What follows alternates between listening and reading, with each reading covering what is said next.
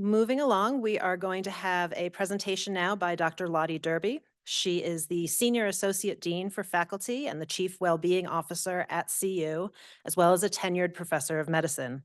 She presents nationally and internationally on physician well-being, has conducted numerous studies in this area, and has authored more than 130 journal articles, abstracts, and other written publications.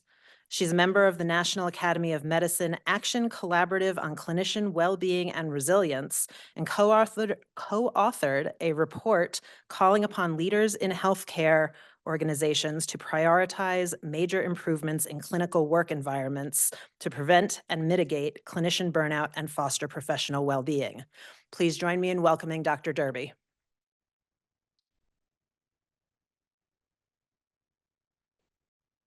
I'm going to take the clicker.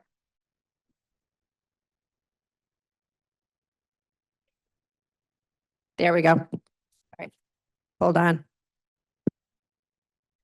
I have too much untreated ADHD to stand behind the podium.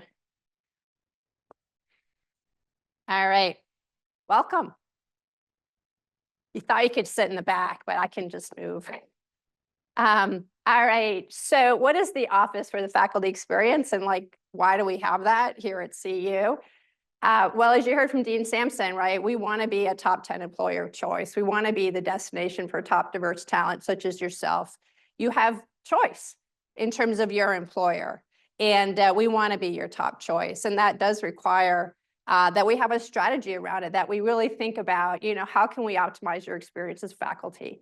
Everything from faculty appointments, faculty promotion, all of School of Medicine, policies and procedures, how we deal with professionalism lapses that can occur, right? We all get stressed out and sometimes aren't our best and slip, right? And sort of how do we help everybody through that growth mindset kind of get back on track?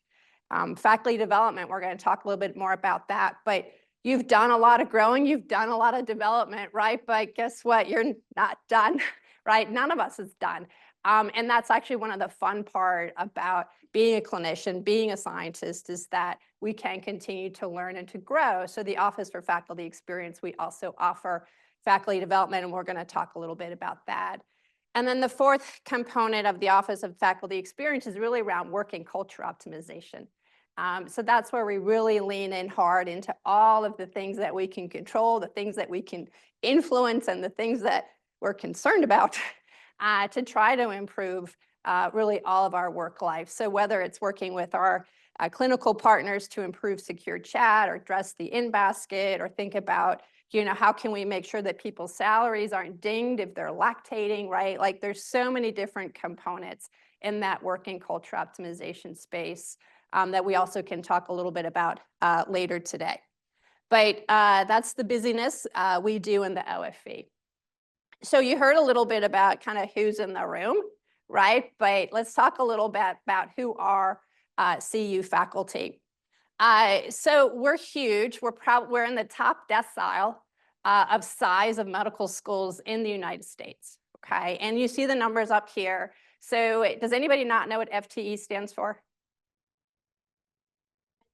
Okay, so it's full-time equivalent, right? So if I work 5 half days, then I'm a 1.0, okay? If I work, it's to 50% time would be a 0.5 FTE. So some of our faculty, have a big proportion of their work life in some role that's associated with us here at the School of Medicine. And those are the group of faculty that we call their 50% FTE or more here with the school, and then are paid by us, paid by the school. We have faculty members who are paid by Denver Health, who are paid by National Jewish, right? We have faculty members who might, teach in or direct a residency program for 20% of their work effort, like a day a week. But the other days of the week, they're really working for National Jewish. So we have sort of different categories of faculty. I think I've been here now, this is my 3rd year. I came from Mayo Clinic where I was for 20 years. This has taken me a while to wrap my head around. But what you'll see there is we have about 4,800, faculty who are paid by the school and work more than 50% FTE. We have about 1,000 who, have more than a 50% FTE commitment to us, but are paid by an affiliate. So like Denver Health or the VA, et cetera. We have a group of faculty who are less than 50% FTE, and then we have like 3,200 volunteer faculty. So these are faculty out in the community who precept our medical students. That's a big piece of it. We have a longitudinal integrated curriculum, which you'll hear a little bit about. So rather than the model when I went to medical school, you know, where you did like 6 weeks of surgery and then 6 weeks of medicine, you know, they do it in an integrated fashion. And that takes a lot of faculty out in the community who volunteer to take our students to teach them how to be surgeons and OB-gynecologists and neurologists, et cetera. So that's another big group of faculty. So we're also, you're going to hear more about this from Brian Smith, we're in the 90th percentile for clinical revenue from a public medical school. So although we have those 4 pillars to the stool that Dean Sampson talked about, we all know which pillar is like funding the other pillars, right? And I think that's just another point to keep in mind. We see over 1 million patients a year and have over $1.5 billion in clinical revenue. And Brian Smith will highlight some of how the money flows, which is also super interesting to learn about later today. We are a large research-intensive university. We're in the 90th percentile for grants and other funding sources for a public medical school, right? So you really chose to join a very intensive clinical practice research university. And then in terms of our learners, we're in the 75th percentile in terms of the size of medical school that we have. And you'll often hear us talking about the medical school, and everybody thinks that we're talking about medical students. And they are certainly the largest part, but we have lots of other learners. We have physical therapy learners, anesthesia assistant learners, physical therapy learners, physician assistant learners, grad students, postdocs. So lots of different types of learners associated with our school. So the next piece that I'm going to talk about is, so how are you going to thrive, right? Like, welcome to your job. For who is this their first job after training? Raise your hand. Look at that. Fantastic. Excellent. Welcome to your first real job, right? Like, how exciting is that? And like, wow, right? Like, there's also like, it's coming at you from every direction and you're like, how am I going to thrive? How am I going to thrive here? And I'm going to talk a little bit about some of the evidence from the research about how you're going to thrive, or tips for thriving, things that we've seen in the research that works. One thing is to remember to get in your fitness, right? So I'm a primary care doc, and you're going to hear that out of my mouth, right? But that is really important. And here in Denver, where it's not as cold as up in Canada, you know, we have more opportunity for outdoor activities. Who knows that we have a healthy living center here on the campus, that we have a gym? Great, so that's sort of gotten around, right? It's a great gym, wonderful facility. It has a hot water pool, so if you're a big swimmer, maybe go elsewhere. There are amazing places in the community that you can go to. Some of them are really, really cheap and just fantastic. So think about, so we know from our research that docs who are compliant with CDC aerobic exercise guidelines are less likely to be burnt out. Just a thought. Okay, what's another thought? Another thought is this one here, to engage in hobbies and recreation. We're going to talk a little bit about why that's important. But we all have sort of a tendency to get pretty wrapped up in our work, right? We are like totally out there, super high achievers, really devoted and dedicated. And that is great in many ways, but it can also be maladaptive and kind of get us on a little bit of a slippery slope of overwork, and then not really being our best at work. So I think it is important to arrange to have peak experiences. So who here knows what a 14er is? Okay, we got some Colorado natives. Okay, somebody help me out. What's a 14er? Spelt it out. Yeah, hiking a peak that's over 14,000 feet. How many of those do we have, Colorado? 58. Okay, I have not yet done one of these 14ers, but I'm thinking about it. All right, take your vacation. It seems like a stupid thing to have to say, right? Take your vacation. But we've even, when I was at Mayo, where everybody was in a salary model, about 10% of the docs couldn't get themselves organized enough to take their vacation. And those docs are much more likely to be burnt out. Okay, so if you're university employed, you accrue your vacation. And that can be hard starting off, right? Because you're like, oh my God, I have to like accrue my vacation. If you have something big coming up, talk to your administrator. Sometimes you can get in advance. You know, it all kind of depends on your department. But keep track of this. Burn them, use them. It's a key strategy to help you thrive here at the university. And then while you're at it, try not to work on your vacation time. People who do that are also more likely to be burnt out. So we don't want to do that. All right, avoid the mentality of delayed gratification. Who here has ever like been part of the medical school application process? Like done any interviews, reviewed applications, right? Several of you know what that's like. And when you do that work, you look at more than the test scores, right? You know, everybody does great.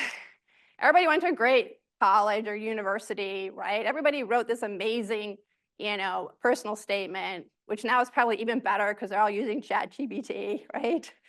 But what we do is we look for the and, right? We so often when we read those packets from medical school, we look for the and.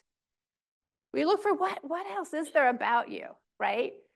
And we see these amazing things, like people are concert pianists, people are artists, people are big into their spiritual community, people are all sorts of things other than a scientist, other than a clinician. And it's that part of them, it's that part of us, that and, which is so important to keep nurturing and to keep engaging in. But what happens all too often is we say, I'm going to get back to that as soon as, right? As soon as I get done with anatomy, as soon as I find the bathroom on my clinical rotation, right? We've all been there. You know, as soon as I match into my residency or do my fellowship or get my first R01. And you can think if you're a PhD research scientist, I'm sure you can think of the same sort of benchmarks, right? Where you delay other things, whether that's scrapbooking or traveling or whatever it is, that other part of you. And we know that when we do this delayed gratification, we're more likely to burn out and not thrive. So later, you're going to share with your colleague what your and is. So if you have forgotten it, think about it a little bit during our morning time. Dean Sampson talked about social support and building relationships. That is probably one of our biggest goals for today, is to help people get some connections, build some new relationships, meet some new people. Social support is incredibly protective, right, for just about anything. So build your social support. It will help you be a better scientist, a better clinician, a better whatever it is you want to be here at our university. Oh, and then go see cool people like me. All right. When we are up to date on our preventative services, we are more likely to have patients who are up to date on their preventative services, and we are also more likely to thrive. So later you're going to hear about how do I get a PCP. All right. Another key individual strategy. And I think this is really important, is to remember that self-care is not selfish. You have to take care of you to do the very best science. You have to take care of you to be the very best mentor and to be the very best clinician. It's really pretty simple. It is not selfish to engage in that self-care. It's really important you sort of sort out, where am I on this sort of well-being spectrum, right? Check in with yourself, check in with your people around you, and then seek help appropriately. And we'll give you some tips about how you can do that on our campus later today. But the reason we have burnout in healthcare is actually not because we have a resiliency deficiency, okay? So one of the things that we don't do in the Office of Faculty Experience is we don't run Muffin Mondays, right? Like that's not how we're gonna get clinicians and scientists to be less burned out and to thrive at work. How we are gonna do that is by doing our individual part, right? Like getting our exercise, building our social support, all those pieces, right? But we also have to be change agents. We often have to all step up to be the one who says, okay, I'll do that pilot, or to be the one who says, okay, I have an idea for a pilot, or to provide those suggestions like Dean Sampson talked about what can we do, within the university, within our campus, in partnership with our clinical affiliates to really improve the work life for all of us and for the people who are going to come after us. So I really encourage you, as part of your strategy to thriving, is to be that change agent to help us improve healthcare, help us improve biomedical science.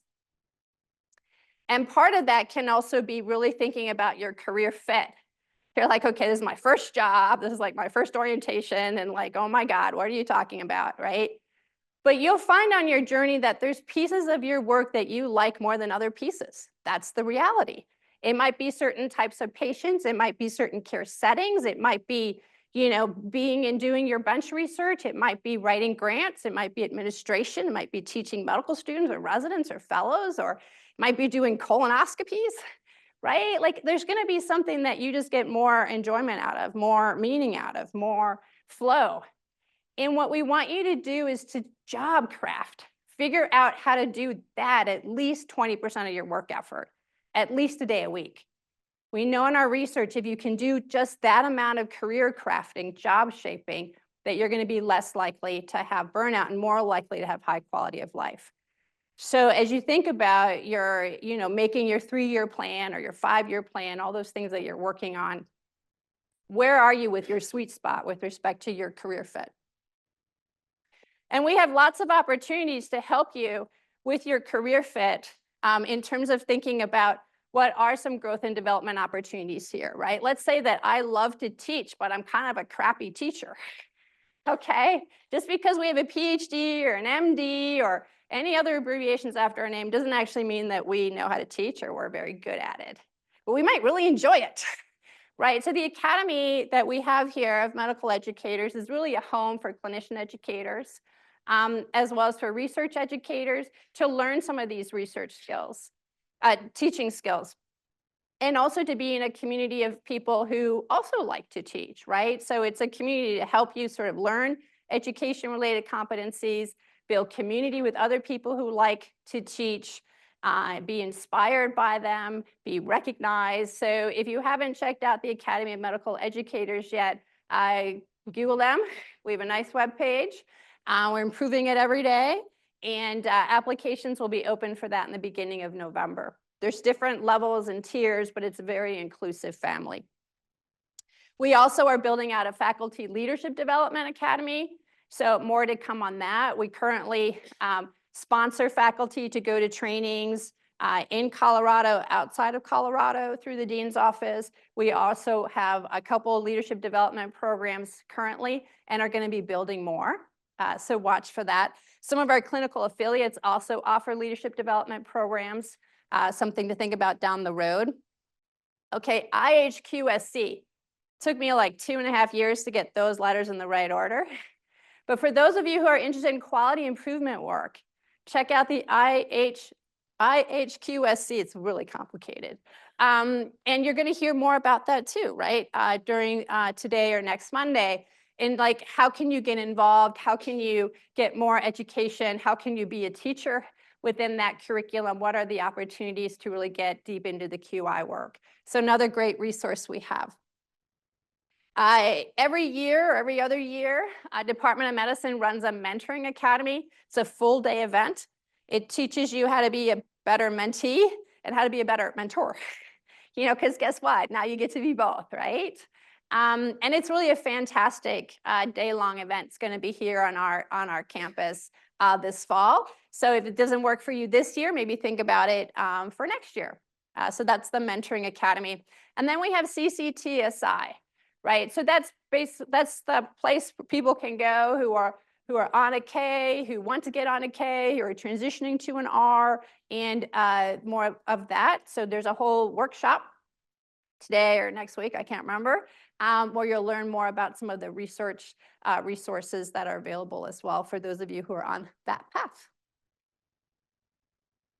All right, so then there's this piece around value alignment that I just want to talk about really briefly, because I think it caused a lot of stress for me early in my career. You sort of have your personal values, and then you have your professional values, and they don't always align. And I think it's good just to think about that, right? Like you can't, it's highly unlikely, for example, that you can get an R01 grant in a couple years and make it to every soccer game. That's an example, right? So there's going to be trade-offs. And it can cause a lot of personal distress, relationship distress, right? So it's good to kind of really think about that in terms of what are the things that are really important to you in your personal life? What are the things that are really important to you in your professional life? And like, are they meshing?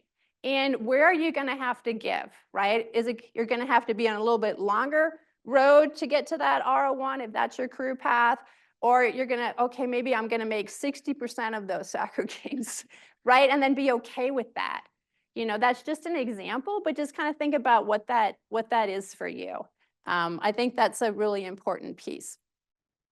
So I was going to have 10, but I ended up with 11, so it goes, right? But that's just really what I wanted to share with you today. So thriving at work is not all about you and your individual choices. That's not the message I want you to walk away with. What I want you to get is that it's a shared responsibility, right? We all have a piece, decisions we make to help us thrive at work. And then there's lots of efforts that are happening around you to improve the academic work life, to improve the clinical work life, to improve the research work life, to help you thrive at work. And it's a big partnership for us to kind of do that work together because it's hard. But I think that we have fantastic opportunity here. We have lots and lots of talented faculty. We have great staff. And I'm so excited that you chose to join us here at CU. So thank you very much for your attention. Do we have time for questions or should we move on? Are there any, we can do a couple of quick questions if anybody has them. And just hit the button to make sure it's on. There should be a green light. Hey, hello. I just a logistical question for the fitness facilities. What's the access as faculty members? Yeah, so there's a monthly cost, right? So yeah, so that the access is really sort of the same for anybody on campus and the cost is the same. Yep. But you can check it out. I think you can use it, you know, a couple of times and sort of like test it out, see if you want to be a member, but it's nice and convenient, right? Because it's right on our campus. Great.